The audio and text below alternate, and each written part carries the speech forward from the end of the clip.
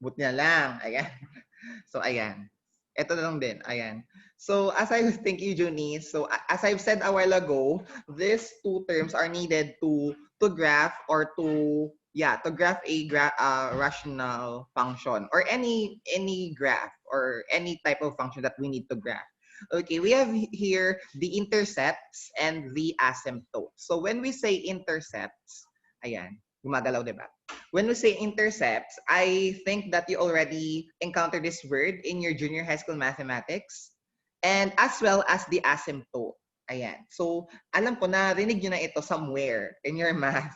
Diba? So, ayan. So, today, we will be knowing or reviewing or remember what is an intercept.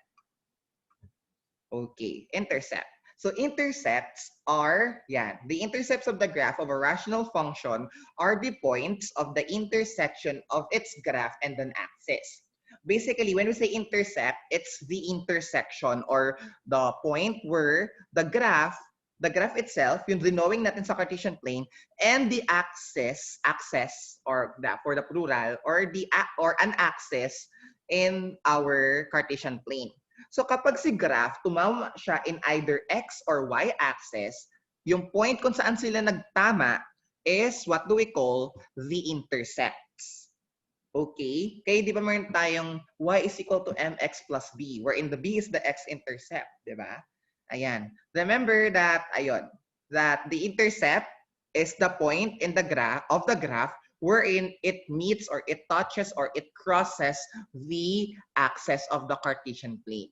So we have two kinds of intercepts. Of course, we have the x-intercept and the y-intercept. When we say x-intercept, from the word itself, x-intercept, saan siya nag-intercept? Saan siya nag-cross? Saan siya nagtama? Sa x-axis. So if the graph touches the x-axis, it is the x-intercept. And when you compute or when you find or when you solve for the x-intercept, it is actually equivalent to the zero of the function. Okay? Zeros of the function. I know that you are familiar with the x-intercept. Okay? Sige. Nakuha po ba? And then later on, we will find for the x-intercept. Okay? So, the x-intercept pala, by the way, is computed by the zeros of the function. Basically, it occurs at the zero of the numerator that are not zeros of the denominator. So basically, to find our x-intercept or our zeros, we need to equate the numerator to zero. Okay? We need to equate the numerator rather. We need to equate the numerator to zero. Pero dapat, in equating our graph or our rational function, we need first to simplify further or to simplify or to evaluate first the function kung pwede pa siyang i-simplify. Okay? Yun lang po. Okay, wait na nga. Sagutin ko lang to si Ma'am Tiny.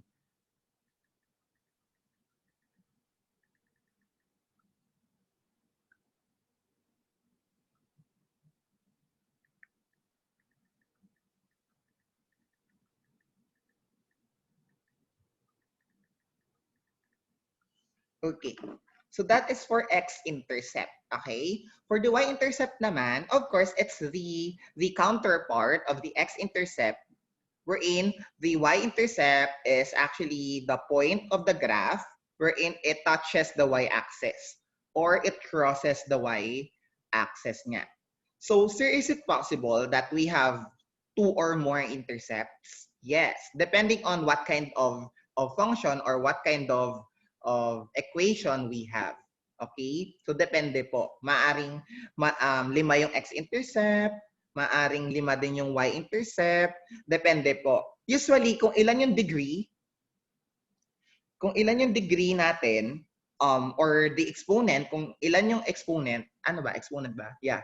Kung ilan yung degree or kung ano ang exponent natin, yun din yung number ng x or y-intercept natin usually. So kapag meron tayong x raised to 1, which is not really written as x raised to 1, that yun po yung mag-indicate kung ilan yung ating x-intercept. So pwedeng isa lang, pwedeng dalawa. And may cases class na wala tayong x-intercept. Meaning, hindi tumama yung graph natin to any of the axes. Okay? Possible po yun. So, yun.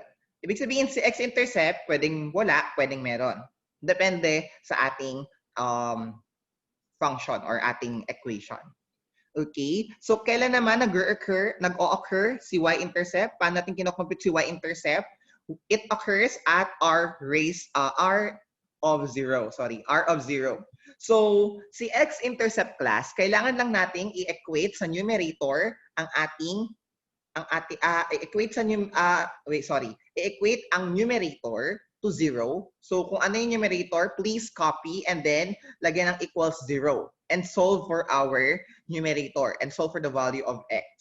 Okay? For our y-intercept, we need to substitute all the x's with 0. Okay? So the value, kung anong lalabas na value, yun po yung ating intercepts. Okay? So let's try. Ayan. So nakikita po ba? Ayan. Magsabi kung di nyo nakikita ha. So we have 3 examples here. We have r of x, s of x, and p of x. So let's try the first example. Okay. So we have, Ayan. So we have here r of x is equal to, sana yan?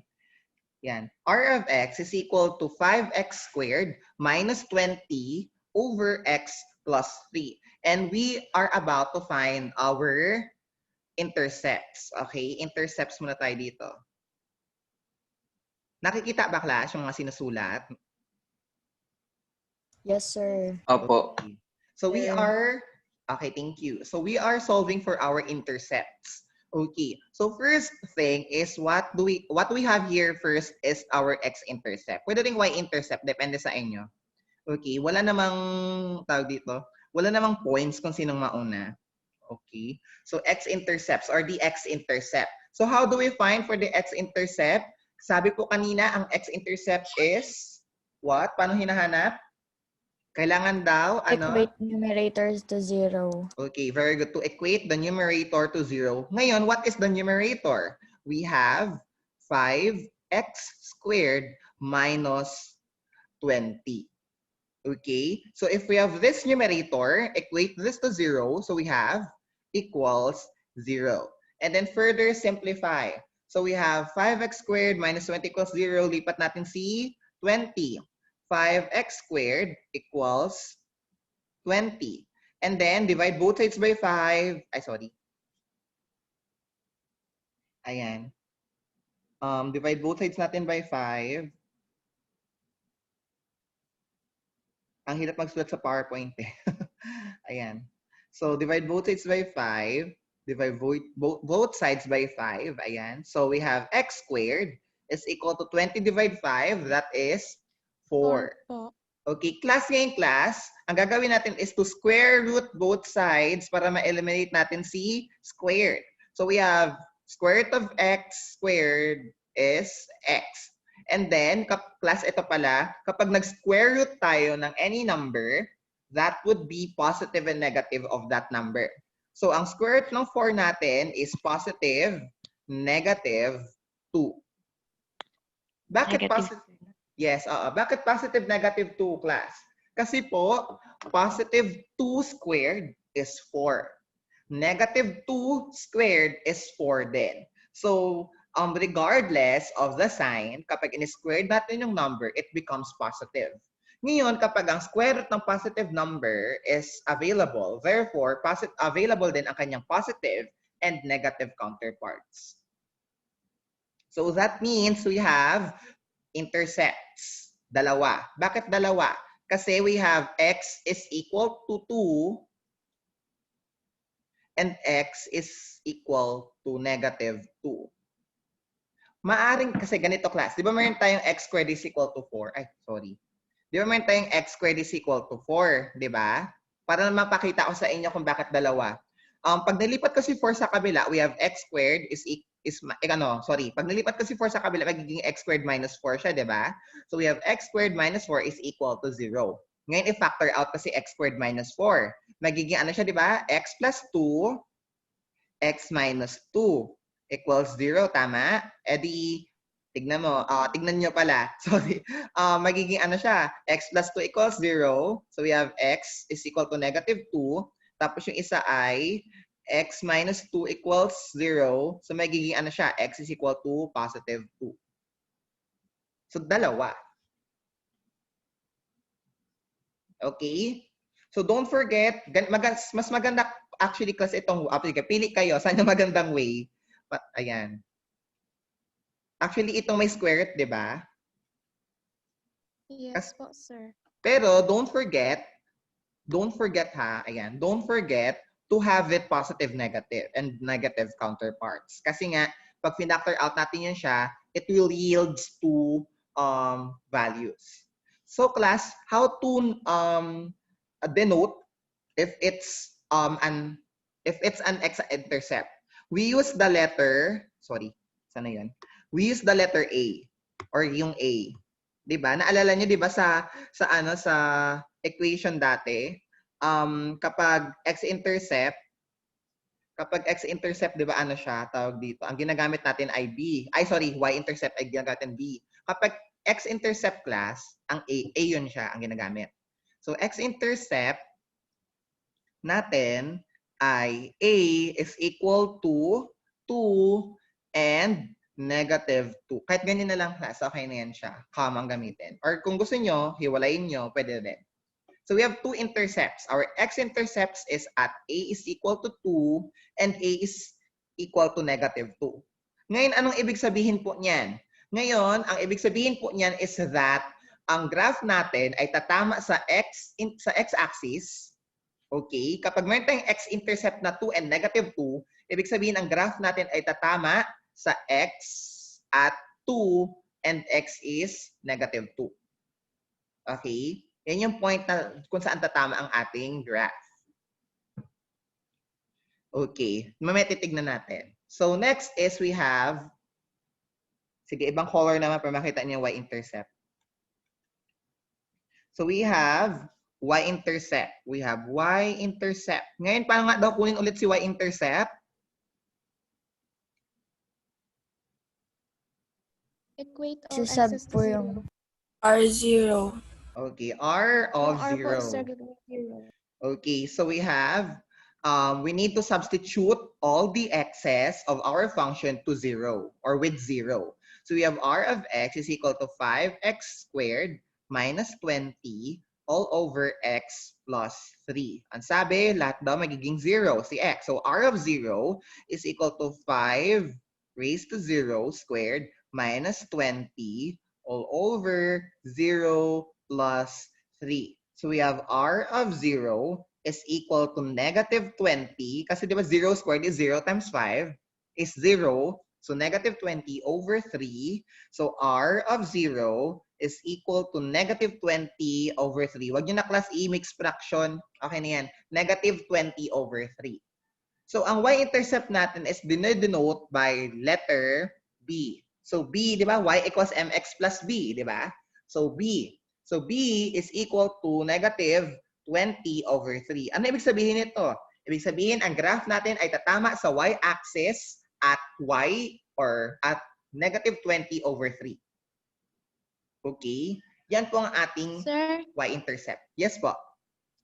sir, just asking po, di ba po yung pinaka-easiest way po to find y-intercept, ito po yung quotient ng constant. Yeah, very good. That's correct. Yun actually yung easiest way. Para di na kayo mag-solve, kunin nyo na lang yung constant. When we say constant, ano yun siya? Kukunin natin yung mga walang variable. Okay? Tapos, Yes po, sir. yung mga walang variable na yun, class, di ba kukunin nyo siya? Ngayon, kapag wala siyang variable, yun yung kukunin nyo, yun na agad yung answer. So in this case, ang sa answer natin is negative 20 over 3, di ba? Pero when you look at the original formula, wait lang, saan yung highlighter? When you look at the original formula, class, ayan, Kung mapapansin nyo, we have here negative 20. Ay, bakit black? Kunyari.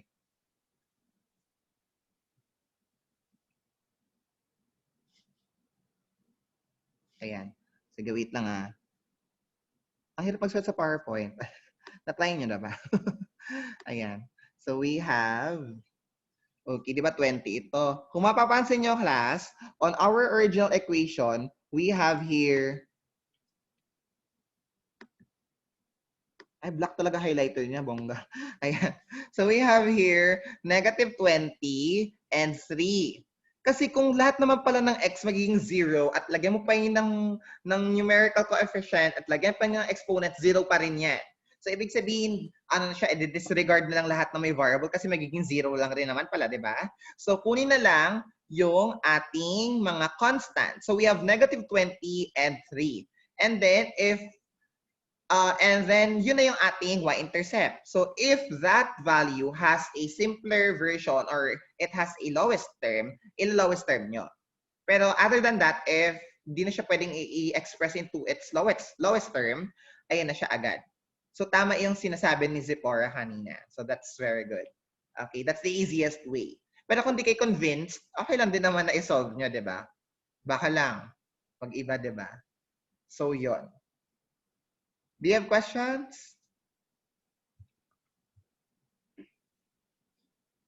May question po? Wala na? Wala na po, sir. Okay, so kung wala na, let's proceed to our second example. Don't worry, na-screenshot ko rin naman siya. Ay, nangyari. Ayan. So let's proceed to our second example. Okay, our second example is, again, so we have s of x is equal to 3 halves x or 3 over 2x plus 3 all over 2x minus 4. Okay, how do we find for our x-intercept again? X-intercept is, sige, tawag ako ha, wait Equate lang. niyo. Ayan. Sige, okay lang yan. Let's call someone who would like to recall or to view. Okay, let's have Jed.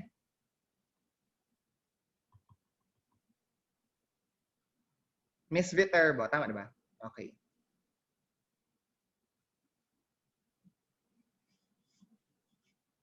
Hello, Jed.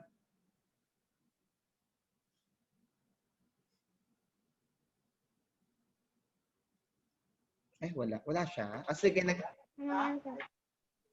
sige, Jed. Yes, Jed. Ayan. Ah, sorry. Okay, Jed. Ayan. Sir, ano po? Okay. Paano, kapag x-intercept, ano ang gagawin natin to find x-intercept? Paano siya kino-compute? Ano yung first na gagawin natin? Ano sir? Equate Equate? sir sa 0. Yung alin po? To 0 sir. Ano yung i-equate natin sa 0? Yung numerator sir. Okay, very good. So we need to equate our numerator to 0. So we have 3. Okay. So we have 3. Okay, that's correct. Tama yan.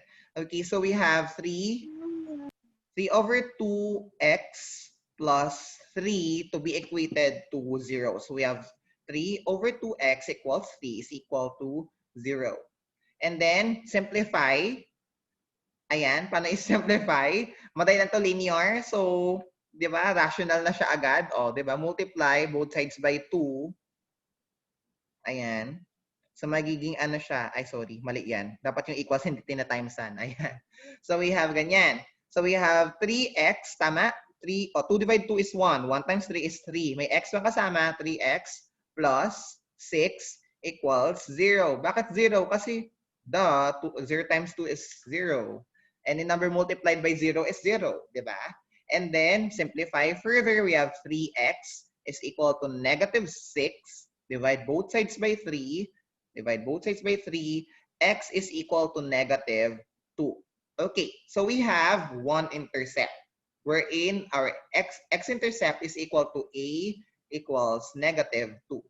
So what does it mean? Ang graph natin, tatama siya sa sa x-axis rather. Tatama ang ating ang graph ng ating x, yung itong s of x, pag graph natin, tatama yung graph natin niya dun sa x-axis at x is equal to -2. Okay? Ayan siya. Yan siya. Ibig sabihin sa -2, sa value ng x, sa -2 dun siya tatama. Ayan, haba na ng buhok ko pala. Ayan. Okay? So, ayan siya. So, that is our x-intercept. How about our y-intercept?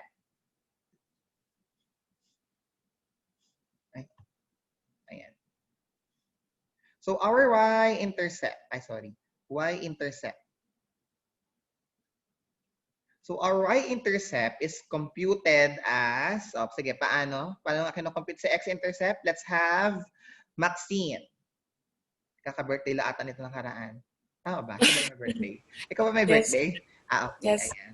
Belated. So, how do we find for y-intercept? I-ano po siya sa R of 0 po. Okay, very good. So, we need to find r of 0. Or, dahil nga s ang gamit natin dito, sorry, nga pala, s. So, magiging s of 0 siya. So, we need to just simplify our rational function to 0. Okay? So, we have s of 0. Ba't natin ginamit yung r of 0 kanina class? Kasi yung r doon means rational. Okay? So, pwede naman, a function can be other letters, di ba? As I've said last time, pwedeng r, pwedeng s, pwedeng any letters, pwedeng small, pwedeng capital letters, pwedeng Greek letters. Ayan. So, yun. So, we have to find for s of 0. Or we need to substitute our 0 or our x with 0. Yun lang yun. So, we have s of 0. So, it means we have 3 over 2 times 0 plus 3 all over 2 times 0 minus 4. So we have 3 over -4. So we have -3/4. Okay, so yan yung ating s of 0, di ba? So kung yan yung ating s of 0, yun na yung ating b. Okay, so our b is 3/4. Okay, kung ayaw nyo talagang pahirapan yung sarili ninyo, yung katulad na sinasabi ni Zipporah kanina, just simply get the ano tawag dito, the constants, the quotient of the constants. The constants na lang siguro kasi paano kung walang constant sa denominator? So di natin siya ma-simplify, tama? So we have 3 over -4. When we are, if we have a negative sign in our denominator, lagay nyo na lang siya sa taas or sa gitna ng ating fraction. Kaya meron tayong b is equal to -3/4 or -3/4. Okay? So that is our b. Ang b natin is the y-intercept, di ba? So our y-intercept is what? Is b. Ayan, di na magana yung ball pen. So we have b. So we have b is equal to -3/4. Wherein, kapag graph natin si s of x, ang graph natin ay tatama sa y-intercept at -3/4. Okay? So that is our y-intercept. Ayan siya. Question? None po, sir. Okay. Sige, print screen ko na lang ulit. Ayan. So kung wala, Kung wala, let's proceed to our last example. We have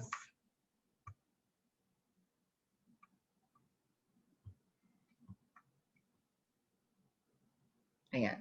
Our third example is t of x. T of x is equal to x squared plus 3x minus 4 all over x squared minus 16. Di ba? More complex na siya.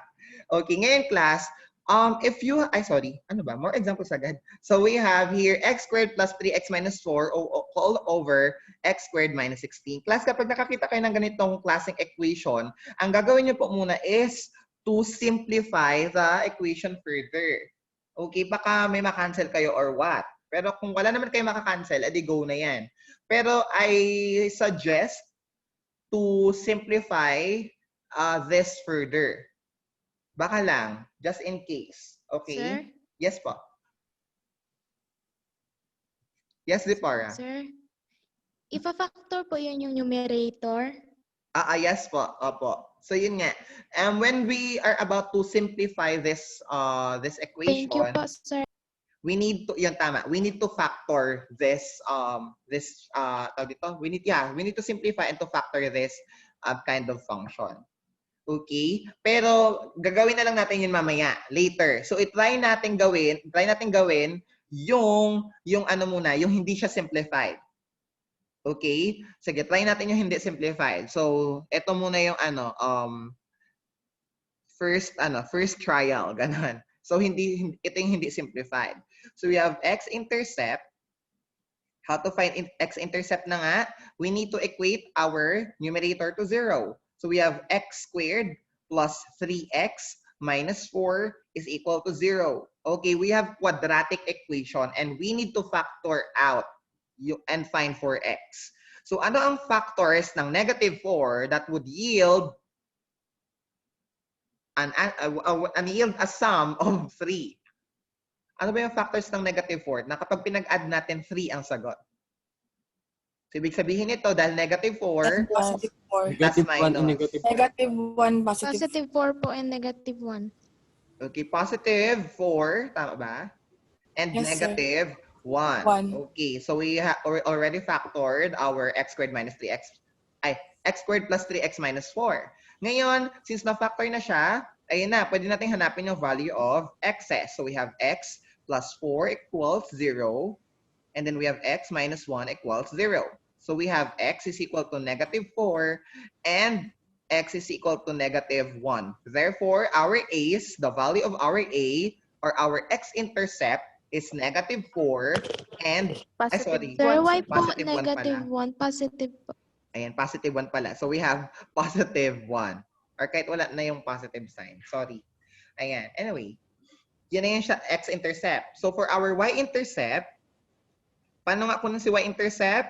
O shortcut na lang. Paano kukunin? Kunin yung constant. Constant po. So we have b agad b. Sulat agad b is equal to -4 over -16. O dahil parehong negative, positive na siya, di ba? Positive 4 over positive 4 po. Ayan. So, pag inano natin to siya simplify, 4 divided, pwede na siya i-divide by, di ba? 4, both numerator and denominator. So, we have positive 1 over 1, 4. or 1/4.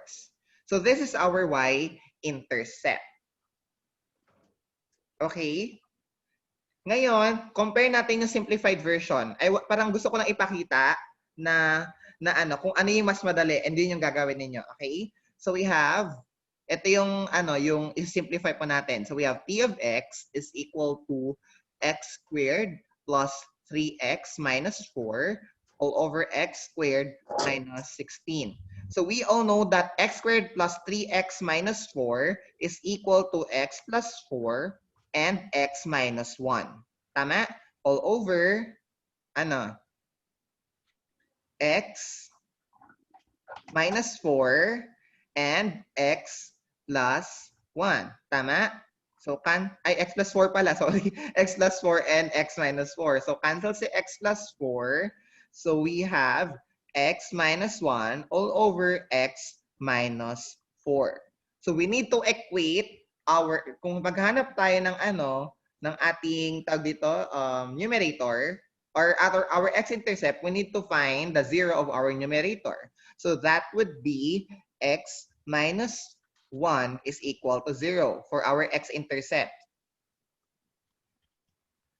Tama? So x is equal to positive 1. Mamaya na yung tanong ha. Y-intercept is equal to the constant, or to the constants that are left in our function. So we have b is equal to -1/4. -1 over -4 pala. So b is equal to 1/4. Pare-pareho ba ang answer? Yes or no? Yes po. Yes. Okay, the thing is, ganito. Dahil nga class, kung mapapansin nyo, di ba, pinactor out natin dito? Tama? Wait lang, sana yun? Highlighter. Pinactor out natin dito class si x plus 4. Di ba? Dito hindi na natin na-factor out. May x plus 4 dito. Bakit sir dito sa kabila? Ayan. Class, clear pa ba ako? Kasi your internet, kasi unstable daw internet connection ko. Ayan. Di ba nakita niyo sa x plus 4 class? Ayan. Si x plus 4 po is nandyan. Pero sir, nandito din siya sa A. Ngayon, wala na siya dito sa x-intercept. Saan dito yung x plus, yung x is equal to negative 4? Di nyo napansin? Ba't nawala? Hindi ko marinig yung sinasabi ni sir. Hello? Hindi ko naririnig, pero hindi ko naririnig yung sinasabi ni sir. Kaya hindi. Ay. Okay. Sorry, sir. Hello? Hello? Naririnig ako? Ayan. Kasi, tawag dito may na connection. Okay, ulitin ko. Ulitin ko ha, wait lang. Katulad ng sinabi ko kanina, class, di ba? Ito nga. Meron ditong x plus 4. Dito, nawala na yung x, yung a pala, sorry. Yung a is, di ba dapat may a is equal to negative, lang dito, di ba? A is equal to 1 na lang, di ba? Ayan. Nasaan na yung a? Ito, yung a is equal to negative 4. Bakit wala na siya? Kasi class ganito. Kinancel natin siya dito. Okay? Ngayon, pag kinancel natin siya dito, class, ibig sabihin, yung pag nag-substitute tayo ng negative 4, class, sa denominator, magiging 0 na siya, di ba? Tama? Tama ba?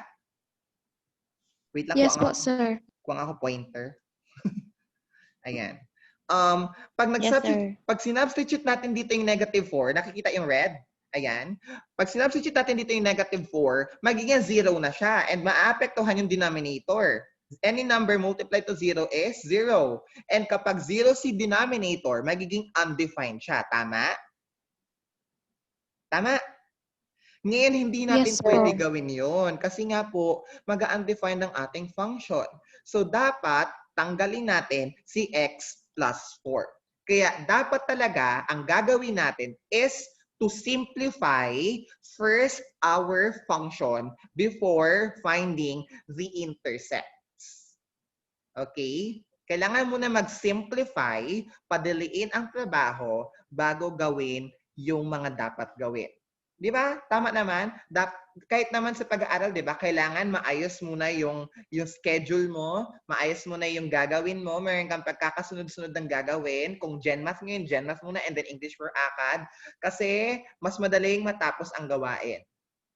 Kasi kung sagol-sagol yan, like GenMath, tapos na-board ka sa GenMath, lipat ka ng English for ACAD, mas magulo and mas mahirap tapusin ang gawain at mas mahirap hanapin yung goal mo, di ba? Kaya mas maganda na you need to simplify first the equation or the function before evaluating and finding what is asked to find. Okay? So, I prefer to do yung number 2. Yung ginawa natin sa number 2. Ay, ano ba? Nawala. Ayan. Nakuha po ang class. So, ibig sabihin, tawag dito, I don't suggest to do this step. Doon tayo sa number 2. Aside from mas madali, mas malalaman pa natin kung alin yung hindi natin isasama. Kaya, you need first to evaluate muna and then solve. Nakuha po ba? Yes, sir. Okay, Yes, sir. question. Sige, question.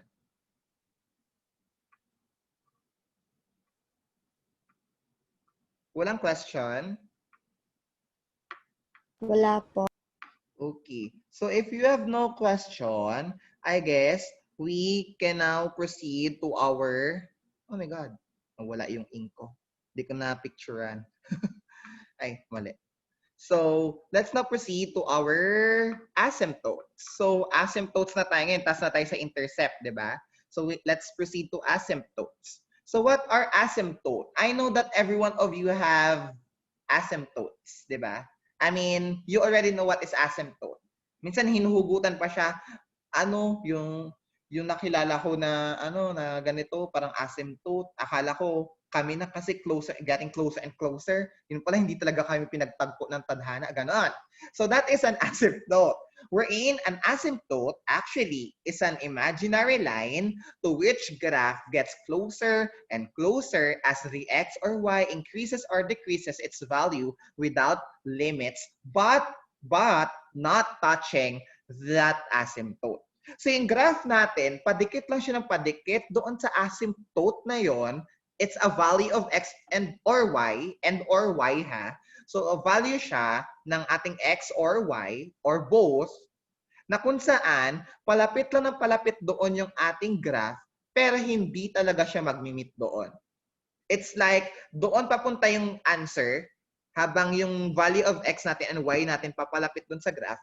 Pero kapag doon na tayo sa asymptote na yon, hindi talaga magta-touch sa graph. Bakit? Sige, ganito yan. Bakit nga ba? Okay, so later malalaman natin kung bakit. So as of now, ito muna tayo. Actually, we have 3 kinds of asymptote. We have vertical, horizontal, and diagonal, or what we call the oblique. Pero hindi ko na ituturo yung oblique kasi it's higher math. Okay? Tinuturo na yun siya sa pang-STEM. Ayan. So ito lang tayo. Vertical and horizontal lang tayo. So vertical asymptote, of course, is a vertical line. Ayan, yung iba sa inyo na actually nalilito pa kung ano yung vertical and horizontal. Ayan. Pag horizontal, from the word itself, horizon, ibig sabihin, it's pahiga, di ba? Horizon. It's where the sky and the sea meets daw, di ba? Oh, it's the horizon. So that is pahiga, 'di ba? Yung mga lines na nakikita niyo sa ating sa ating screen, that is horizontal. Okay? Vertical, it's vertical, patayo. Okay? Ayan. So vertical asymptote is the vertical line where the graph will never ever intersect. Pero they actually can the graph can get near and near and near and near to our asymptote but never touching it. Okay? Alam mo yung malapit ka na pero di talaga kayo pinagtagpo. Ganon. Ganon si vertical asymptote. Okay? And lahat ng asymptote actually ganon. So, it happens when the value of x is undefined. Oh, so ibig sabihin, kapag yung x natin is undefined, that is our vertical asymptote. So any number na kapag sinubstitute natin and nalaman natin na yung value ng x na is undefined, that is the vertical asymptote. And can be computed by equating the denominator to 0. So paano hanapin? Kino-compute by equating the denominator to 0. Actually, class, it happens when the value of y na kapartner ni x is undefined. Maliin na sa presentation. Pero, sige, anyway, explain ko na lang siya later. Okay? So, yun siya. Pag in-equate natin ang denominator to 0, that is the vertical asymptote. Kaya nga sabi ko, class, we need first to simplify our equation. Okay? Or our function. Next is horizontal asymptote. The horizontal asymptote is the horizontal line where the graph will never intersect. It happens naman when there is a value of y and that value of y is, yung kapartner niya is undefined. Baliktad, sorry. But anyway, sige lang. Can be computed by dividing each term by the variable with the highest degree and where x raised to a over x raised to b is equal to 0. If a is greater than b. Kapag mas malaki yung exponent ng denominator, yung term na yon is 0 na agad. Sige, gagawin ko siya as example muna. Okay?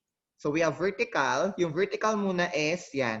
Equate sa 0 ang denominator. Si horizontal naman is divide lahat ng terms including the numerator and denominator with the variable with the highest degree. Ayan. Sige. Let's have the same examples that we have done in our intercepts earlier. So we have r of x. So r of x, yan, r of x is equal to 5x squared minus 20 all over x plus 3. So we have to find our vertical asymptote. Ang haba. Ayan. So we have vertical asymptote. How do we find for the vertical asymptote? We need to equate our denominator to 0. So we have x plus 3. So x plus 3 is equal to 0 because when we are finding for the vertical asymptote, we need to equate the denominator by 0. So we have our denominator, x plus 3, and equate to 0. Simplify further, x is equal to negative 3. Ibig sabihin po, ang ating vertical asymptote is at x is equal to negative 3. Okay? And then, let's have our horizontal asymptote. Ito yung medyo madugo, class. Pero kapag maintindihan nyo siya, ang saya lang. Ganon.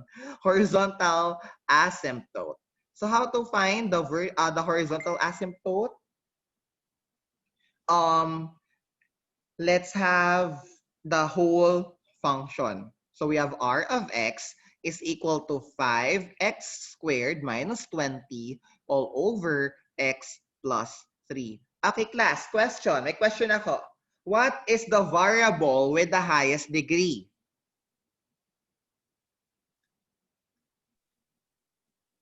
Ano yung variable? X. Ano yung highest degree? 2 po. Okay, the highest degree is yung 2. Ang highest degree nating class is yung highest exponent. So the variable with the highest degree is x. Ano yung degree?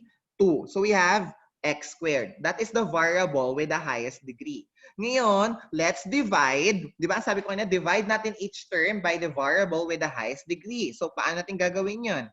So we have 5x, sorry. Sige, ito na. 5x squared over x squared minus 20 over x squared. Ayan. Over x squared minus, plus 3 over x squared. Ngayon, di ba sinabi ko kanina, x raised to a over x raised to b is equal to 0 kapag si a ay mas maliit kaysa kay b. Tama? Naalala? Ayan siya. Kapag si a mas malaki, ay si a mas maliit kay b, 0 na yun at siya agad. So ito ay cancel. Tama? Cancel to agad. So 5 minus 20 over x squared. Ano ang x dito ni, may x siya dito, di ba? Pero raised to 0. Kasi any number raised to 0 is 1. Any number raised to 0 is 1. Okay? So 20x raised to 0 over x squared is 0 na. Kasi nga, mas malaki si 0 kesa kay 2. Ibig sabihin, class, ganito. Kapag hindi natin makancel yung x squared, magiging 0 na siya agad. Mas clear ba? Hello? Ayan. Okay, sige tuloy ko ha. Ayan na. Bakit 0? Kasi nga, hindi natin makancel si x squared. Ito ba makancel mo si x squared sa baba? Hindi. So 0. Dito, hindi rin. 0. So we have 5 over 0. Ano yung 5 over 0 natin?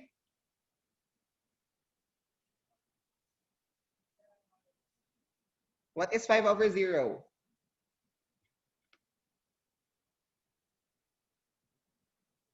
Hello? Defined, sir.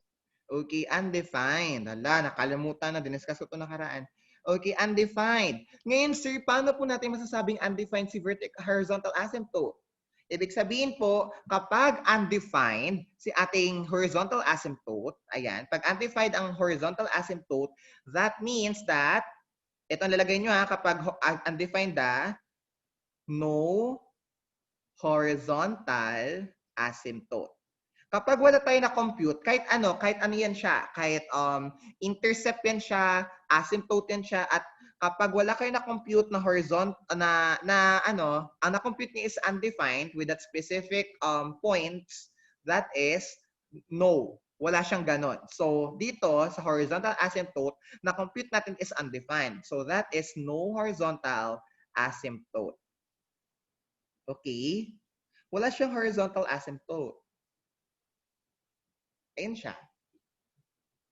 Question. Sige daw.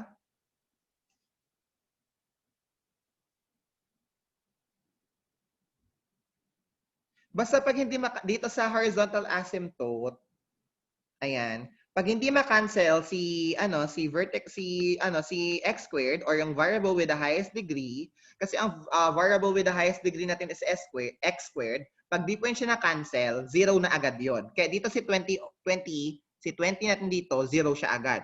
Si x over x squared ay 0 din. Kasi hindi natin ma-cancel yung x squared. Dito na-cancel natin. So pag na-cancel natin, yung kasama niya, iwan lang. Ganun. Okay? So yan siya. Question. Wala ng question? Wala. O sige. Wala na, sir. O, proceed tayo sa next example. Okay?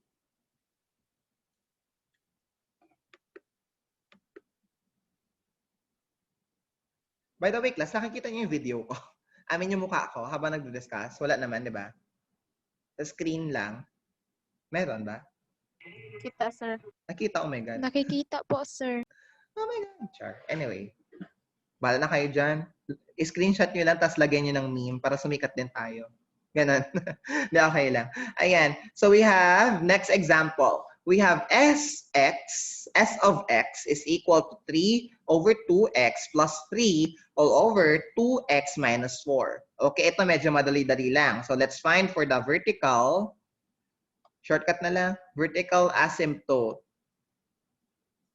Ayan. So we have to equate our denominator to 0. So we have 2x minus 4 equals 0. So 2x is equal to, lipat sa kabila si 4. 4, positive na kasi negative sa kabila. Divide both sides by 2. Cancel. X is equal to 2. Yan yung ating vertical asymptote. Okay? Ngayon, ayan. Class, tandaan nyo to ha. Sige, ito na lang kunin natin example. Kunin, nakuha niyo ba kanina yung yung value ng ating intercepts? Sige. Okay lang yan. Sige, mamaya. Papakita ko sa inyo kung paano siya. So, we have horizontal asymptote. So, we have horizontal asymptote. Sabing shortcut, pinahaba lang, di ba? So, ayan. So, what is the variable with the highest degree? Sige nga. Anyone from the class? X po. X lang. Wala ang ibang exponent. X po, sir. X lang talaga siya. Wala kasing ibang exponent, okay? So, kaya X lang. So, ngayon, we need to divide our function to, or our terms, each terms with the highest variable, which is X. So, we have S of X. Ang S of X natin ay Y, di ba? Naalala nyo? So, our S of X is equal to 3 over 2X over X plus 3 over X all over 2x over x minus 4 over x. Ito cancel siya dito, tama? Ito cancel din siya dito. So 3 over x and 4 over x ay 0 na kasi hindi natin ma-cancel yung x. So we have 3 over 2 over 2 kasi ito 0 na agad, di ba? O plus 0 minus 0. So ano na siya? 3 over 2 over 2. So, kapag may ganito class, ang gagawin is i-reciprocate. Hanapin yung reciprocal ng 2. Ano yung reciprocal? Babalik ta rin siya. So, we have 3 over 2. Tapos, magiging times. Kasi nga, babalik ta rin natin si 2. So, magiging 1/2 siya. Our y ha, kasi ang s of x is y, di ba? Y is equal to 3 over 4 or 3/4. Ayan siya. Ibig sabihin, meron tayong horizontal asymptote at y is equal to 3 over 4. Sir, bakit pahiga? Pero tawag dito, y siya. Di ba ang y ay patayo? Di ba? Bakit horizontal asymptote? Ito na nga, papakita ko sa inyo kung paano. Sige, wait lang ha. Ha? Hanapin ko lang yung ano na yun. Wait.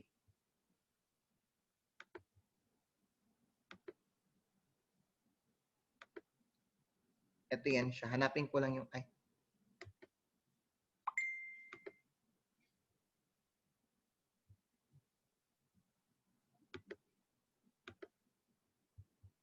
Wait lang ha. Ito ba? Ito. Okay. I have here a mathematical software class. We call this as GeoGebra. Ang GeoGebra is, from the word itself, geometry and algebra. Okay. Ayan. So, ayun. Sige. Habang nag-open ang ating, tawag dito, ang ating app, do you have questions? May question ba?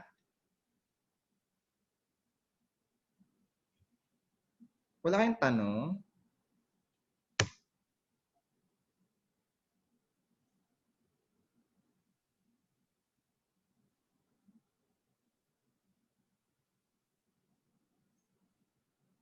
Okay lang, bala kayo. Char, maldita. Hindi, joke lang. Ayun, basta, pag nawawala... yes, may question. Sino yun? Jesharel? Okay. Yes po. Sir, may instances po, po ba na pareho po yung yung degree ng denominator tsaka numerator? Paano po makukuha pag Ayun. ganun po? Ayun, nangyari? actually, sige. Very good question. Nakita niyo yung example natin kanina sa ating, sorry. Hindi pala nakashare. Ayan, nakita niyo yung nangyari kanina dito sa ating second example. Actually, yan yung mangyayari kapag same ang variable with the highest degree natin. The thing is, class, wala kasi tayo ditong exponent. 'Di ba? Pero kung may exponent ito siya, class, ganun din yung mangyayari. 'Di ba? Si numerator and denominator has the variable with the highest degree. Pero kapag wala, class ha, pag wala, it's either magiging 0 ang ating horizontal asymptote or magiging undefined.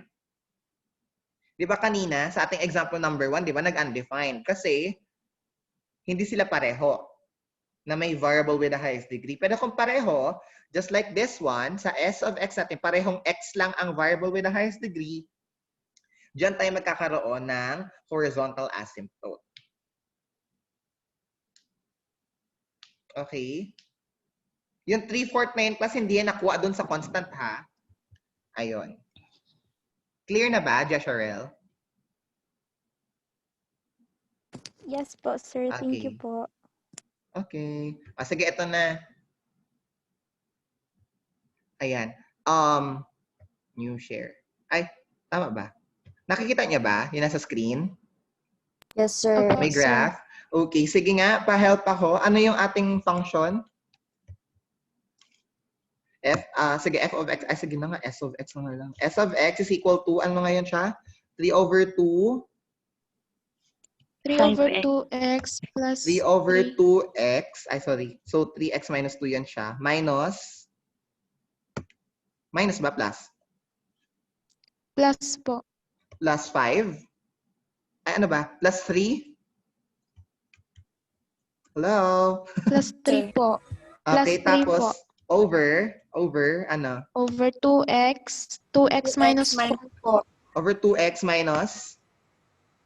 4 po. Minus 4. Okay. Sige, ano nga, sige, natandaan niyo ba?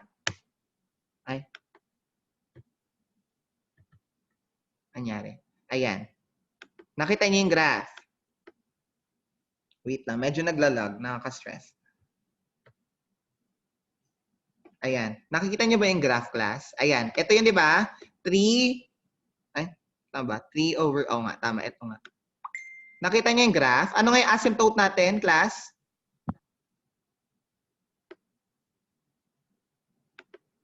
Dami kasi nag-chat. Ano ba yan? Ayan. Sige. Ano na nga yung ating asymptote? Vertical. Ano yung vertical asymptote natin? 2, sir. 2. So, Sir. kung mapapansin nyo, class, ito yung 2 natin. Nakikita nyo ba yung 2 dyan? Ito, yung may kamay. Nakita nyo yung kamay? Ayan, Opo. nakikita nyo, di ba? Kung straight natin yan siya pataas, tignan nyo yung green. Yan yung graph natin. Padikit siya ng padikit sa 2. Yan. Padikit siya ng padikit sa 2, pero hindi talaga siya mag-meet. Kasi nga, yung value ng x na yon is undefined. And that is our vertical asymptote. Ngayon, kaya siya nasa x. 'Di ba? Nasa x kasi yung buong 2 na yan ng x, di ko kasi madrawingan eh. Ayan, yung itong, dapat ito siya, may guhitin siya pataas na ganun. Okay? O sige, maglalagay ako ha. X is equal to 2. Nakita niyo yung kulay black. Yan ngayon yung ating vertical asymptote. Kung mapapansin nyo, padikit lang na padikit yung green dun sa black. Yung nakailaw na po yan, class. Yan yung ating vertical asymptote. Kaya siya vertical. Okay? Ano nga ating yung natin? Asymptote? Horizontal? 3/4, di ba? Negative ba? Positive, di ba? Opo. Ayan. O, Sir. ayan. Positive po. O, ayan. Nakikita niyo naman yung nakapahiga na line. Di ba padikit siya ng padikit? Ganun din sa kabila. Ayan. Wait lang. Ayan. So, yan siya. O, di ba? Padikit siya ng padikit. So, ibig sabihin, yan po ang ating horizontal asymptote. Okay? So, yan. Pag may cross na ganyang class, ayan, yung graph natin ay smooth curve lang. Katulad na nakikita natin sa ating module, di ba? Pag magawa daw ng rational function, smooth curve lang siya along the asymptote. Ayan siya. Ulit. Sige. Ano ang ating, ano yung ating vertical, tawag dito? Asymptote. Ano yung natin? X-intercept pala. Sige nga. Negative 2 ba yun? Naalala pa ba? Sinong may notes dyan at nakatanda na negative 2? O kanina Yes, kinompute. negative 2 po. Okay. Negative 2. Kaya kung mapapansin nyo, class, di ba x-intercept yon? X-intercept, ibig sabihin tumama siya, yung graph natin, itong green, tumama siya sa x-axis at negative 2. Ayan. Kaya yan siya. Yung isa naman kanina ay, ito kasi decimal kanina, 3/4 yun, di ba? So, 0.75 yun. Negative 0.75. Negative 8 sir. So, ayun. Meron tayo, ang y-intercept natin is negative 0.75 or negative 3/4. Kaya dito siya tumama sa green. Sa ating y, yung green natin tumama dito sa y-intercept or y-axis. Kaya yung 0.75 na yun or negative 0.75 or negative 3/4, yun po yung ating y-intercept. Ayan. So, yun siya. Okay? Yun lang naman. At least nakikita natin. O, ayan, meron na tayong 9 minutes. So, sige, gawin na natin yung example number 3. Ayan.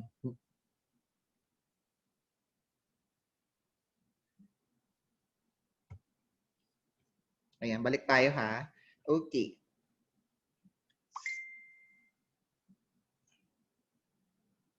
Okay, so next we have example number 3. Same example lang din naman, class. Ayan. Dito, class, sa graphing natin, di na tayo mag-graph. Di ko na kayo pag-graphin. Hanapin nyo na lang si intercepts and asymptotes. Okay? So, third example, we have p of x is equal to x squared plus 3x minus 4 all over x minus 16. X squared minus 16. As I've said earlier, we need first to simplify our function. First, before evaluating. So, we have p of x is equal to, ano nga ito siya yung sa taas? X plus 4, tama? X minus 1. Yung sa baba is difference of 2 squares na tinuro ko last time. So that would be x plus 4 and x minus 4. Ngayon, class, the rest of the algebra is not actually my job anymore to recall. So, class, nag-share na rin ata ako about the rules in algebra that you need actually. So, paki-review na lang din. Ayan. Lalo na yung mga simplification like this. Ayan, para mabilis tayo. So, we have x minus 1 and x minus 4. Yan na yung ating original function. So, to find our x-intercept, vertical asymptote. Vertical asymptote. So, we need to find the denominator. So, we have x minus 4 as our denominator. So, that would be equate to 0. So, x is equal to 4. Ayan siya. So, for our horizontal naman, horizontal asymptote, so we have to divide all the terms with the variable with the highest degree, which is x na lang. Dito ko tayo titingin na, dito sa bago. So x pa rin. Okay? X na lang din. So we have, ayan, x. So we need to divide all the terms with x. So we have p of x is equal to x over x minus 1 all over, 1 over x, sorry. 1 over x all over x minus 4 over x.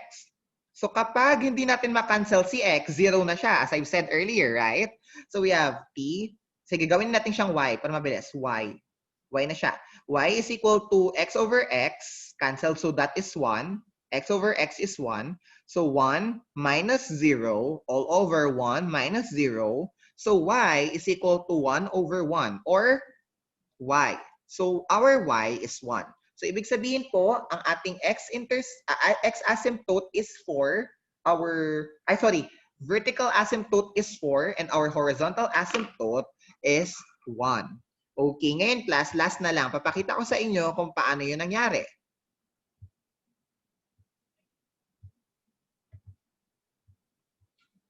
Okay. So we have, ano na nga yun? T of x is equal to, ano na nga? X raised to, ano yung original natin? X squared. Plus, sorry, di ba? Plus X squared plus 3x. Opo. 3x. Minus 4. Tama? Minus 4. All over. Opo, X sir. raised to 16. X squared. X squared minus 16. Tama? X squared po minus 16. Okay. Opo, sir. So, yan siya. O, sige, wait lang. Ayan. Pinaprocess niya. Okay. Ngayon, ano ko ating asymptote? Vertical. X is equal to?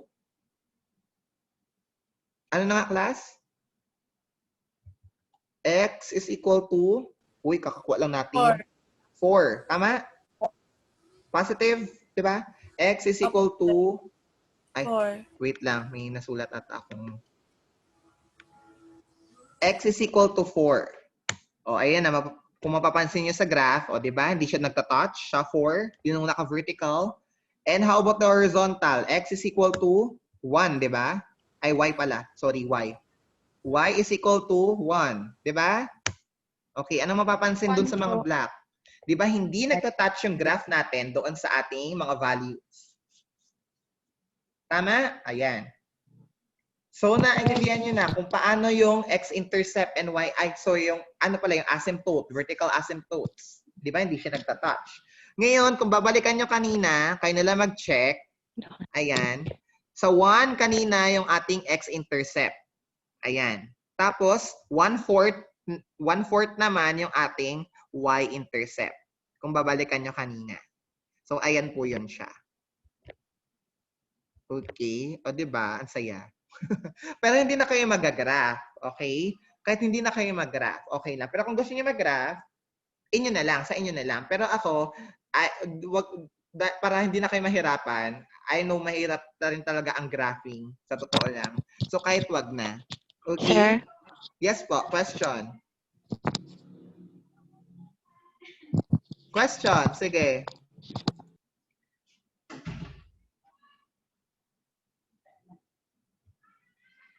Ayan na, oh. Meet your advisor. Nakita nyo ba? Ayan. Tumingin lang na masama. Oh, question. Di nakita advisor. Di ka nakita. Ayan. Question, wala na? Hello? Sumasagot. Hello? Wala na, sir. Ayan. Nagsagot si Junius. Ay, wala na daw. Okay, kung wala na, ayan, so that would be all with our intercepts and asymptotes. So, ngayong lunch, i-upload ko yung inyong learning activity sheet. So, as of now, as of this moment, wala pa rin tayong module for Gen Math for week 3. Unfortunately, di ko alam kung sa inyo okay yun or hindi. Feeling ko okay yun sa inyo kasi isa na lang yung gagawin yung activity. Anyway, I will remind you of my post last night, di ba? Na yun. Basta alam nyo na yun. Alam na rin yun ni Ma'am Ellen. Chika ko. Ay, wait lang, may nag-chat. Yes. Ay, question. Sige, Viva, Victoria. Question.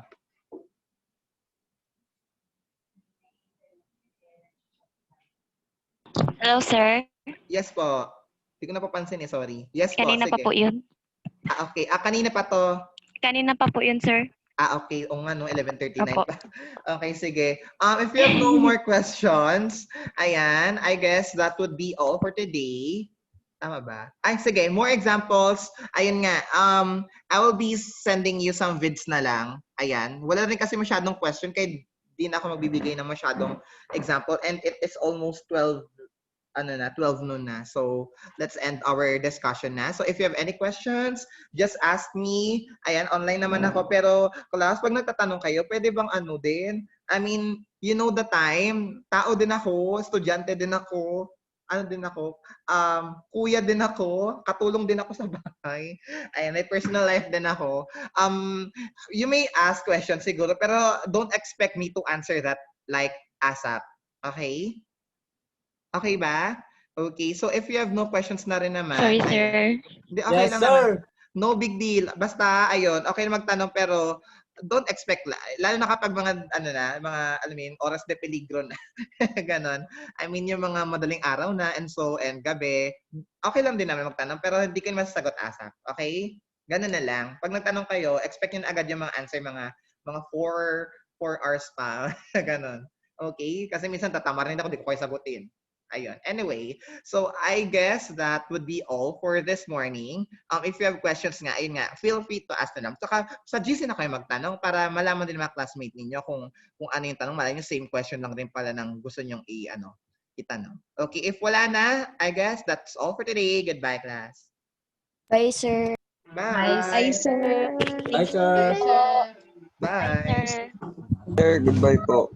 Bye-bye. Turn on sa Bye, lalaking sir. all around. Bye, sir. Bye.